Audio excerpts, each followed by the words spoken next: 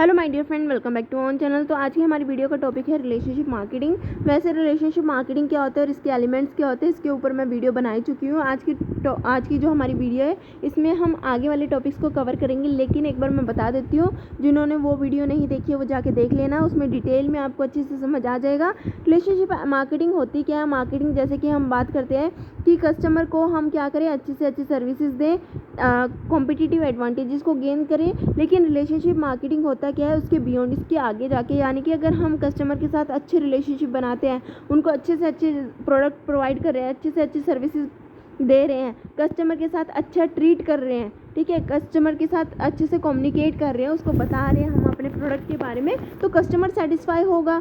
अगर customer satisfy है तो बार बार हमारी कंपनी के पास आएगा, प्रोडक्ट को परचेज़ करेगा, ख़रीदेगा, ठीक है, और लॉन्ग टर्म तक बेनिफिट होगा। अब जो लॉयल कस्टमर्स होते हैं कंपनी के, कंपनी क्या करती है, उनको एक्स्ट्रा बेनिफिट प्रोवाइड करती है, उनको डिस्काउंट्स देती है ताकि वो लॉन्ग टर्म तक उनके कंपनी के जो है कस्टमर्स बने रहे। अब कंपनी जानती है कि जो ऑफर्स दे रही है, जो बेनिफिट्स दे रही है, वो कंपनी को इमीडिएटली नहीं मिलेगा, कंपनी को जो इमीडिएट पेबैक नहीं मिलेगा। हाँ, कंपनी को फ्यूचर्स में इसके रिगार्डिंग जो है बेनिफिट मिलेगा, क्योंकि वो कस्टमर लॉयल रहेंगे और कंपनी से प्रोडक्ट को परचेज़ करेंगे। तो कंपनी क्या कर सकती है, आज के समय में जो है रिलेशनशिप मार्केटिंग का ट्रेंड बहुत ज़्यादा चला हुआ है। कंपनी अपने स्टेक होल्डर्स के साथ क्या कर रही है, रिलेशनशिप मार्केटिंग का यूज़ कर रही है। रिलेशनशिप मार्केटिंग होता क्या है, एक्चुअल में कंपनी का एसेट्स है। कंपनी का एसेट्स क्या होता है, जो कि कंपनी एक मार्केट के अंदर नेटवर्क को क्रिएट करती है। कंपनी आज के समय में क्या कर रही है, मार्केटिंग नेटवर्क क्रिएट कर रही है। मीन्स कंपनी अच्छे रिलेशनशिप बना रही है, relationship between company and its stakeholder. Company और इसके स्टेक होल्डर के बीच में अच्छे रिलेशनशिप होने चाहिए।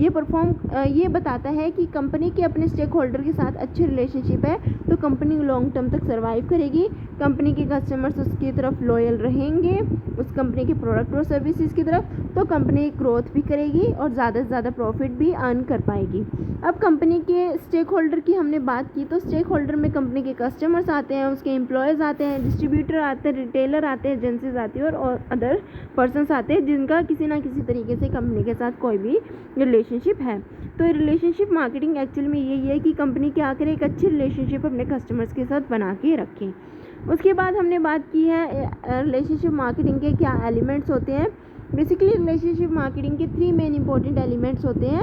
फर्स्ट आता है हमारा identifying and building marketing database of potential and present customer. सबसे पहले हमें आइडेंटिफाइंग करना होगा, ये देखना होगा कि मार्केट के अंदर हमारे जो प्रेजेंटली हमारे प्रोडक्ट को कौन परचेज़ कर रहा है और फ्यूचर में या पोटेंशियल कस्टमर्स कौन है हमारे प्रोडक्ट के रिगार्डिंग।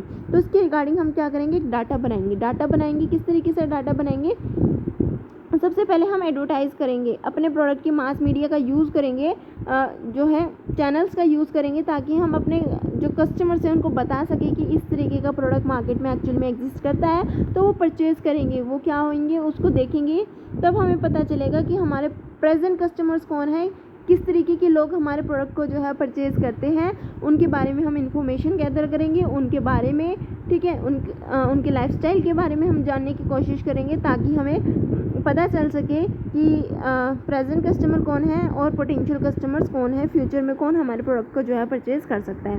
तो सबसे पहले हम क्या करेंगे, एक डाटाबेस बनाएंगे। उसके बाद क्या करेंगे, हमें पता चल गया कि कौन कौन हमारे कस्टमर्स हैं, कौन कौन हमारे प्रोडक्ट को परचेज़ कर रहा है, पोटेंशियल कस्टमर्स कौन है और प्रेजेंट कस्टमर्स कौन है, उनका डाटा हमें मिल गया, उनके लाइफस्टाइल के बारे में हमें पता चल गया, किस तरीके के लोग किस तरीके के प्रोडक्ट को परचेज़ कर रहे हैं, कब किस टाइम पे परचेज़ करना वो पसंद कर रहे हैं। तो अब उनके अकॉर्डिंग हम क्या कर रहे हैं, डिफरेंशियल मैसेज जो है हम दे रहे हैं। क्यों डिफरेंस मैसेज हम दे रहे हैं, क्योंकि हर एक हमारे कस्टमर्स के नीड्स अलग है, वांट्स अलग है, उसके अकॉर्डिंग हम क्या कर रहे हैं, उनको मैसेज प्रोवाइड कर रहे हैं। जैसे कि अगर हम बात करते हैं किसी पर्सन्स की, अगर हम हेयर की बात करें तो किसी के घुंघराले होते हैं, ठीक है, किसी के स्ट्रेट होते हैं, किसी के रफ होते हैं, किसी के सिल्की होते हैं, किसी के शाइनी होते हैं, तो हर किसी के जो हेयर का टेक्सचर है वो अलग अलग होता है, तो उसके अकॉर्डिंग उनको क्या करने होते हैं, उनके अकॉर्डिंग ही उनको प्रोडक्ट चाहिए होते हैं। तो हर किसी पर्सन को हम क्या कर रहे हैं, सेम मैसेज कर रहे हैं, तो ज़्यादा हमारे प्रोडक्ट की सेल नहीं होगी, लेकिन उनके डिमांड के अकॉर्डिंग, नीड के अकॉर्डिंग हम उनको प्रोडक्ट ऑफर कर रहे हैं, उसके अकॉर्डिंग हम मैसेज को डिलीवर कर रहे हैं, तो हमारे प्रोडक्ट की सेल जो है वो बहुत ज़्यादा होगी और हम अपने कस्टमर के साथ भी अच्छे से रिलेशन बना पाएंगे। तो हमने डाटाबेस कलेक्ट किया। उसके बाद सेकंड पॉइंट में हम क्या कर रहे हैं, एक डिफरेंट मैसेज जो हमारे टारगेट कस्टमर्स को प्रोवाइड करेंगे। इसके बाद हम क्या कर रहे हैं, tracking the relationship to make media expenditure more effective and more measurable. तो हम क्या कर रहे हैं कि हम इस तरीके से अपने मीडिया पे एडवर्टाइजमेंट करें। हमने सेकंड पॉइंट में कहा था कि हम मैसेज को डिलीवर करने वाले हैं डिफरेंट मैसेज, ठीक है, डिफरेंट पर्सन को डिफरेंट मैसेज। तो हमें इस तरीके से एक्सपेंडिचर करना है कि वह एक्सपेंडिचर हमारा बहुत ज़्यादा इफेक्टिव हो और बहुत ज़्यादा यूजेबल हो, मीन्स हम उसको मेज़र कर सकें। अब उस एक्सपेंडिचर को हम मेज़र कैसे करेंगे, मीन्स हमने एडवर्टाइजमेंट करने से पहले हमें ये देखना होगा कि हमारी कंपनी की सेल क्या है, प्रॉफिट क्या है, और एडवर्टाइजमेंट करने के बाद, मैसेज को डिलीवर करने के बाद, रिलेशनशिप मार्केटिंग का यूज़ करने के बाद हम ये देखेंगे कि हमारी कंपनी की जो सेल है प्रोडक्ट की, जो प्रॉफिट है वो कितना है। इससे हम इजीली मेज़र कर पाएंगे कि हमारे प्रोडक्ट की डिमांड कितनी है।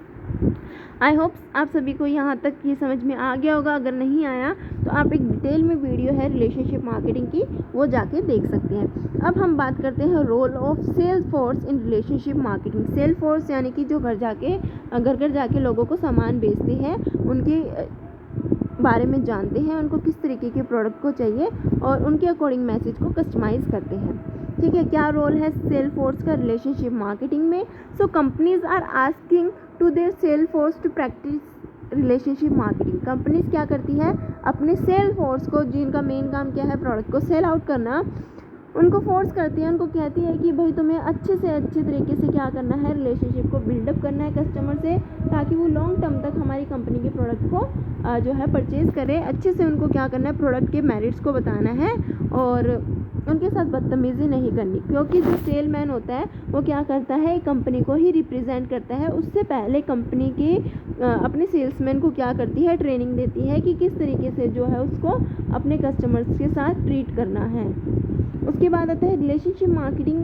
इन relationship marketing sales representative sales a long term partnership in which both the party collaborate on identifying the needs and developing, maintaining and updating product and services customise to fulfil them. यानी कि ये sales force के अंदर क्या होता है, sales जब एक जो हमारा सेलमैन डायरेक्टली कस्टमर को सेल कर रहा है, तो उन दोनों के बीच में क्या हो रहा है, पार्टनरशिप हो रही है, लॉन्ग टर्म पार्टनरशिप हो रही है, कि लॉन्ग टर्म डीलिंग हो रही है एक तरीके से, कि वो प्रोडक्ट जो है सेल कर रहा है। अगर कस्टमर सेटिस्फाई है, वो सिर्फ प्रोडक्ट से सेटिस्फाई नहीं कर रहा है, लेकिन वो बता रहे हैं उसके एडवांटेजेस क्या है, किस तरीके से इस प्रोडक्ट को यूज़ करना है। तो अगर कस्टमर सेटिस्फाई है उस प्रोडक्ट से, उस कम्युनिकेशन से, तो लॉन्ग टर्म तक उस कंपनी का जो है वो कस्टमर बना रहेगा। So modern sales person is attempting to establishing a long term symbiotic relationship with clients, working with them as a solution provider. तो क्योंकि यहाँ पे अगर हम एडवर्टाइजमेंट देखते हैं, ठीक है, अगर एक कस्टमर टीवी में एडवर्टाइजमेंट देख रहा है, तो अगर उसके मन में कोई डाउट है तो वो पूछ नहीं सकता।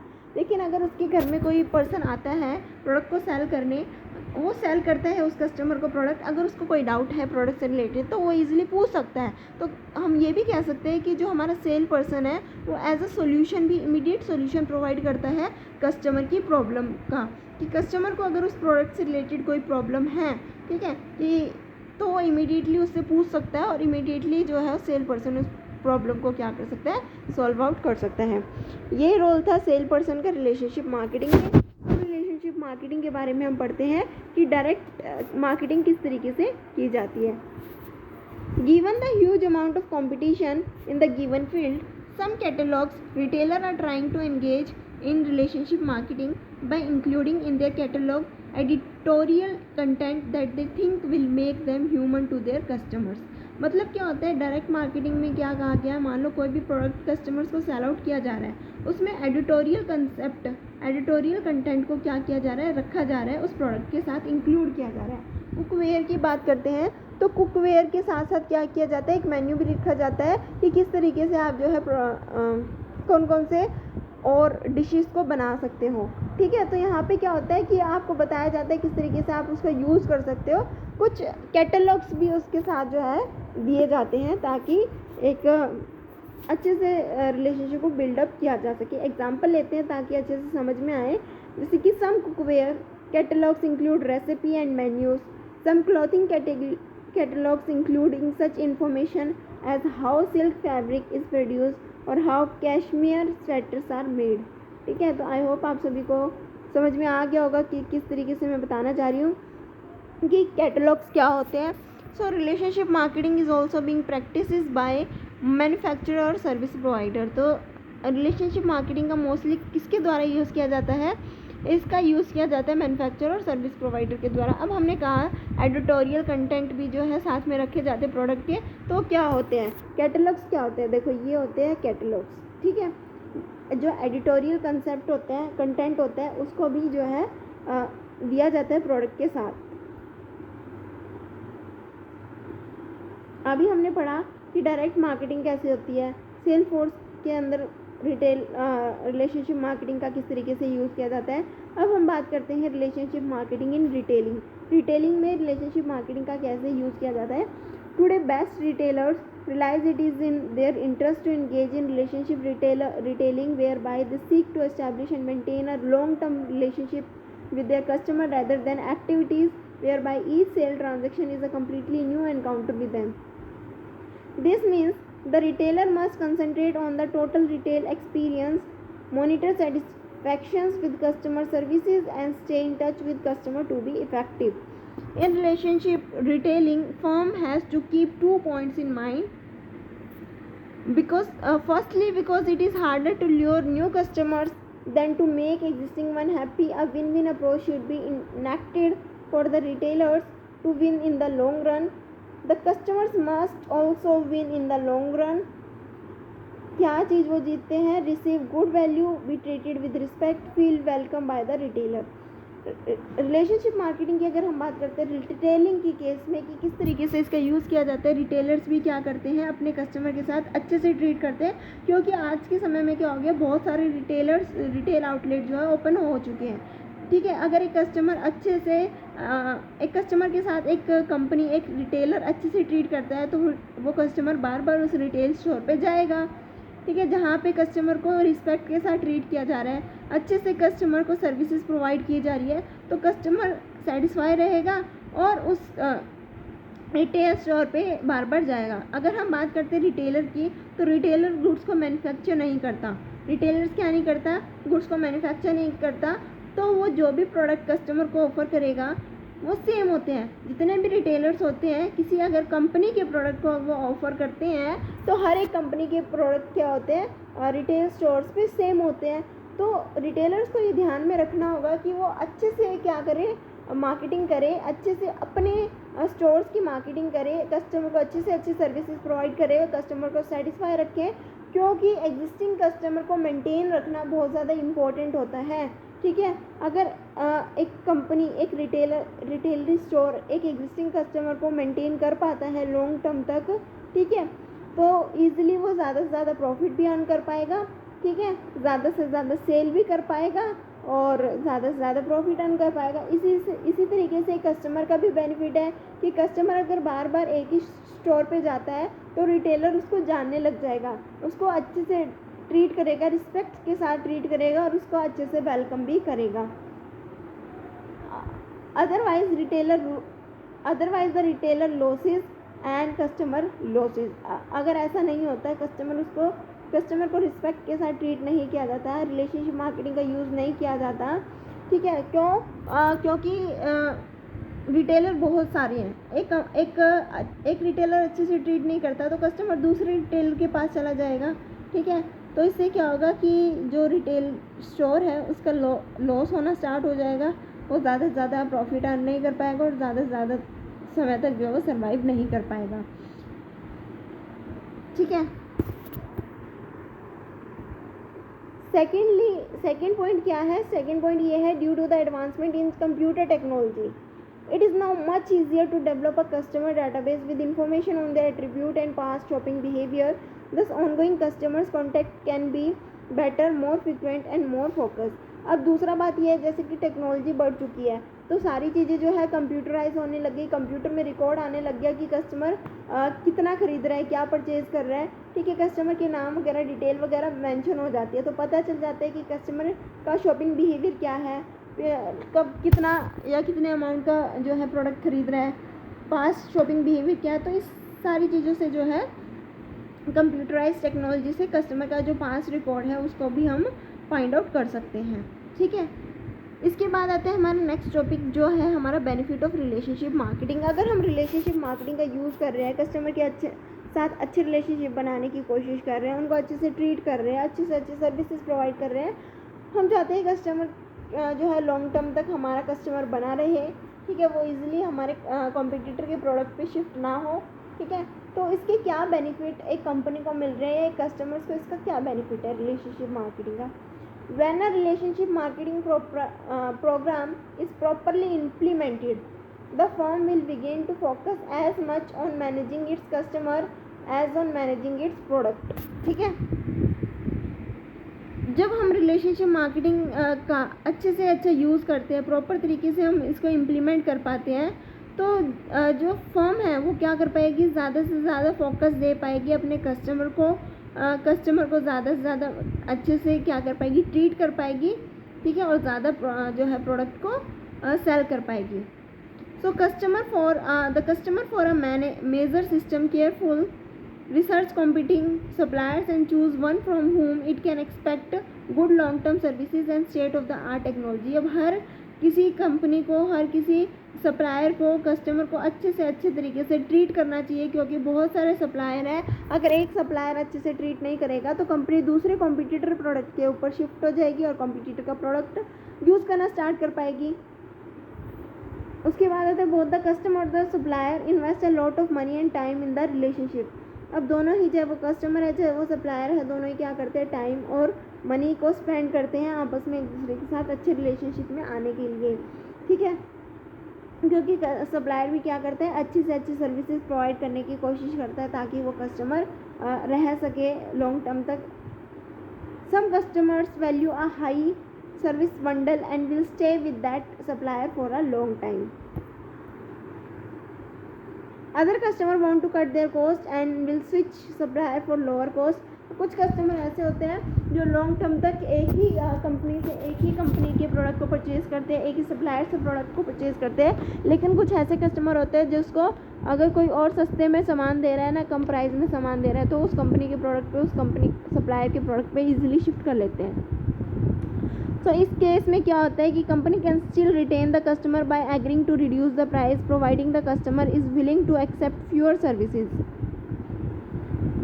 This customer would be treated on a transaction basis rather than on a relationship building basis. अब यहाँ पे क्या होता है, जो कस्टमर ईजिली कॉम्पिटिटर के प्रोडक्ट पे शिफ्ट कर पा रहे हैं, उसके लिए एक कंपनी क्या कर सकती है, उनको भी रिटेन कर सकती है, उन कस्टमर्स को भी रिटेन कर सकती है, उनको कम प्राइस में जो है प्रोडक्ट ऑफर करके। अब यहाँ पे कस्टमर जो है वो सर्विसेज के साथ कॉम्प्रोमाइज़ करने के लिए तैयार है, क्योंकि कस्टमर को सेम सर्विस सपोर्ट के साथ सेम प्रोडक्ट कम प्राइस में ऑफ़र करना ईजी नहीं होता, क्योंकि जो सर्विस प्रोवाइड की जाती है उसमें कॉस्ट इन्वॉल्व होती है। अगर कस्टमर कम से कम प्राइस में प्रोडक्ट चाहता है तो उसको कॉम्प्रोमाइज़ करना पड़ेगा सर्विसेज के साथ। हाँ, यहाँ पे जो है रिलेशनशिप को बिल्डअप नहीं किया जाता। यहाँ पे किस चीज़ पे ध्यान दिया जाता है, ट्रांजैक्शन बेसिस पे जो है यहाँ पे कस्टमर को ट्रीट किया जाता है, ना कि रिलेशनशिप बेसिस पे। तो ये थी आज की हमारी वीडियो। आई होप आप सभी को क्लियर हो गया होगा रिलेशनशिप मार्केटिंग क्या होती है, इसके एलिमेंट्स क्या होते हैं, रोल ऑफ सेल्स फोर्स क्या होता है, role of sales force in relationship marketing क्या होता है, डायरेक्ट मार्केटिंग क्या होता है, ठीक है, रिलेशनशिप मार्केटिंग के अंदर रिलेशनशिप मार्केटिंग इन रिटेलिंग क्या होता है, और क्या क्या बेनिफिट होते हैं रिलेशनशिप मार्केटिंग के। तो ये थी आज की हमारी वीडियो। आई होप आप सभी को क्लियर हो गया होगा, समझ में आ गया होगा टॉपिक। वीडियो अच्छी लगी तो लाइक शेयर सब्सक्राइब करना मत भूलना। Thanks for watching.